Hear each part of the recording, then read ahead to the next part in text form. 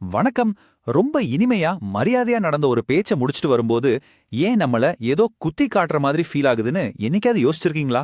இன்னைக்கு அந்த ஒரு குழப்பமான விஷயத்த பத்தி தான் நாம டீக்ரிப்ட் பண்ண போறோம். ஆஃபீஸ் மீட்டிங்கா இருக்கட்டும், இல்ல ஃபேமிலி ஃபங்க்ஷனா இருக்கட்டும், யாராவது உங்கள்ட்ட ரொம்ப ஸ்வீட்டா பேசிட்டு போயிருப்பாங்க. ஆனா உங்களுக்குள்ள ஏதோ ஒரு குற்ற உணர்வையோ, இல்ல உங்களையே மட்டம் தட்டின மாதிரி ஒரு ஃபீலிங் இருக்கும். வெளியே சொல்லவும் முடியாது. ஏன்னா அவங்க தப்பா எதுவும் பேசலையே. இந்த மாதிரியான ஒரு முரண்பாடு ஏன் வருது? இத புரிஞ்சுக்க சின்ன வயசுல இருந்தே நம்ம மனசுல ஆழமா பதிக்கப்பட்ட ஒரு பொய்யான விஷயத்த முதல்ல நம்ம உடைக்க வேண்டியிருக்கு. நம்ம சமூகம் நமக்கு என்ன சொல்லி கொடுத்திருக்கு? ஒருத்தர் மரியாதையா அன்பா பேசினா அவங்க நல்லவங்க. இதுதாங்க நாம நம்புற ஒரு பெரிய பொய். நிஜம் என்னன்னா, ரொம்ப நாகரிகமா பேசுற அந்த பண்பு இருக்குல்ல, அது தங்களுக்குள்ள இருக்கிற வன்மத்தை மறைக்க சில பேர் யூஸ் பண்ற ஒரு பக்கா டூல். குரல் எவ்வளோ சாஃப்டா இருக்கோ அவ்வளோ தூரம் அதோட தாக்குதலும் ரொம்ப பயங்கரமா இருக்கும்னு நம்ம அடிக்கடி மறந்துடுறோம். வெளிப்படையா ஒருத்தர் கோவப்பட்டா எல்லாரும் தப்பு சொல்லுவாங்கன்னு தெரிஞ்சு இந்த வன்மம் ஒரு புது ரூபம் எடுக்குது. ரொம்ப டீசென்ட்டான வார்த்தைகளுக்கு பின்னால இது ஒளிஞ்சுக்க ஆரம்பிக்குது. ஒரு சின்ன உதாரணம் சொல்றேன். உங்க ஆபீஸ்ல மேனேஜர் உங்களை கூப்பிட்டு, உங்க கெரியர் டெவலப்மெண்ட் மேல எனக்கு அவ்வளோ அக்கறை இருக்கு, அதனால தான் நான் இதை சொல்றேன் அப்படின்னு ஆரம்பிச்சு ஒரு நெகட்டிவ் ஃபீட்பேக் கொடுப்பாரு. கேட்கறதுக்கு எவ்வளோ நல்லா இருக்குல்ல? ஆனா இந்த மாதிரி ஜென்ரலான ரொம்ப அக்கறையான வார்த்தைகளை வச்சு எப்படி ஒருத்தங்களை சைலண்டா அவமானப்படுத்துறாங்கன்றதா இங்க கேமே.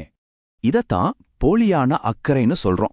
அதாவது உங்க மேல ரொம்ப பாசம் இருக்கிற மாதிரி காட்டுறது, ஆனா உள்ளூர உங்களை தண்டிக்கிறது. வெளியில இருந்து பாக்குறவங்களுக்கு இது ஒரு அட்வைஸ் மாதிரி தெரியும். ஆனா உங்களுக்கு மட்டும்தான் தெரியும் உங்க தன்னம்பிக்கை எந்த அளவுக்கு டேமேஜ் ஆயிருக்குன்னு. இங்க தான் நாம கவனிக்க வேண்டிய ஒரு முரண்பாடு இருக்கு. வெளியே கேட்கிற வார்த்தைகள் ரொம்ப நியாயமா அமைதியா இருக்கும்.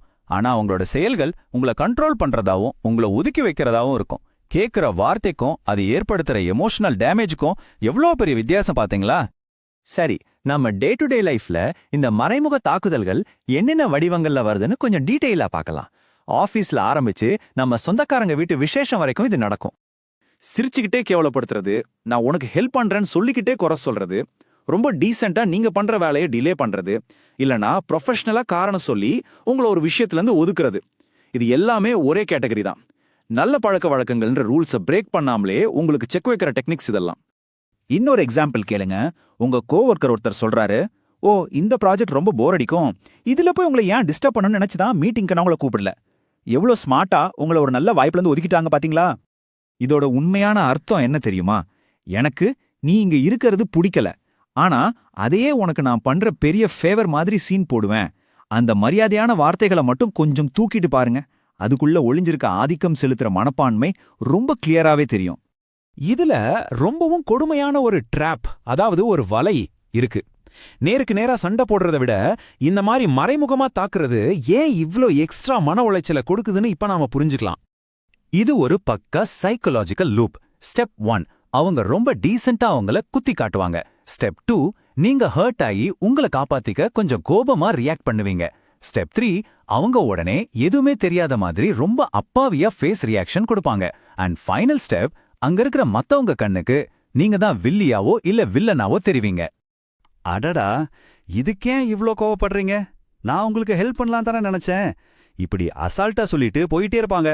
ரொம்ப நிதானமா பேசி முழு பழியையும் உங்க மேல தூக்கி போட்டுட்டு அவங்க மட்டும் ரொம்ப பாவப்பட்டவங்க மாதிரி ஒரு நாடகம் ஆடிடுவாங்க. நம்மகிட்ட அவங்க தப்பு செஞ்சாங்கங்கிறதுக்கு எந்த ஒரு ப்ரூஃப்மே இருக்காது. உங்களுக்கு ஒரு சந்தேகம் வரலாம், ஏன் இவ்ளோ பெரிய டிராமா பண்ணணும், ஸ்ட்ரெயிட்டாவே அவங்க கோபத்தை காட்டிரலாமேன்னு தோணலாம். அதுக்கு ஒரு முக்கியமான காரணம் இருக்கு. நீங்க வெளிப்படையா சண்டை போட்டா உங்களை சுத்தி இருக்கிறவங்க உங்களை தப்பா நினைப்பாங்க. ஆனா இதுவே மறைமுகமா தாக்கும்போது நீங்க நினைச்ச மாதிரி ஒருத்தரை பழிவாங்கியும் ஆச்சு, அதே சமயம் நீங்க ஒரு நல்லவர் அப்படிங்கிற உங்க இமேஜும் தப்பிச்சிருச்சு. இவ்ளோ பெரிய ரிவார்டு பாருங்க இது. இந்த மாதிரி ஆட்களை அப்பாவி தாக்குதல்காரர்கள்னு சொல்லலாம்.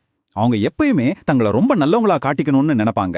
அதனால மத்தவங்கள டாமினேட் பண்ற அவங்களோட அந்த மோசமான புத்திய அவங்க மனசாட்சிக்கே தெரியாம மறைக்கிறதுக்கு இந்த பண்பு, மரியாதைங்கிற மாஸ்கை யூஸ் பண்ணிக்கிறாங்க. சரி, இப்படி கண்ணுக்கே தெரியாம நடக்கிற இந்த தாக்குதல்ல இருந்து நம்மளை எப்படிதான் பாதுகாத்துக்கிறது? இதுக்கு நம்மளோட மைண்ட் செட்டை நாம கொஞ்சம் மாத்தி ஆகணும். இனிமேல் ஒருத்தர் உங்கள்கிட்ட பேசும்போது அவங்க இவ்ளோ மரியாதையா பேசுனாங்கன்னு பாக்குறத முதல்ல நிறுத்துங்க. அதுக்கு பதிலா அவங்க பேசி முடிஞ்சதுக்கு அப்புறம் அது எனக்குள்ள என்ன மாதிரியான ஒரு தாக்கத்தை ஏற்படுத்துச்சுன்னு யோசிங்க. அவங்களோட அந்த பெர்ஃபெக்டான வார்த்தைகளை விடுங்க. அந்த பேச்சால உங்களுக்குள்ள ஏற்பட்ட குற்ற உணர்வோ இல்ல ஒரு கன்ஃபியூஷனோ இருக்குல்ல, அதுதான் நிஜம். அந்த முரண்பாட்டை நீங்க முழுசா நம்பணும். ஒருத்தரோட வெளிப்படையான குணத்துக்கும் அதை ஏற்படுத்துற உணர்வுபூர்வமான தாக்கத்துக்கும் நடுல ஒரு மிஸ்மேட்ச் இருந்தா அதுதான் உங்களுக்கான க்ளூ. இந்த ஒரு சிம்பிளான ரூல் தெரிஞ்சா போதும், உங்களை குழப்புற அந்த மாய வலைய நீங்க ஈஸியா கண்டுபிடிச்சிடலாம். சோ இனிமேல் நாகரீகம்ங்கிற பேர்ல நடக்கிற இந்த தாக்குதல்களை உங்களால ஈஸியா கண்டுபிடிக்க முடியும். இப்ப சொல்லுங்க, அடுத்த முறை யாராவது உங்கள்ட்ட இந்த மாதிரி குழப்பமா பேசும்போது அவங்க குரல் எவ்வளவு இனிமையா இருந்துச்சுங்கிறத வச்சு மதிப்பிடுவீங்களா, இல்ல அவங்க பேச்சு உங்களுக்குள்ள என்ன செஞ்சுச்சுங்கிறத வச்சு மதிப்பிடுவீங்களா? நீங்களே முடிவு பண்ணிக்கோங்க.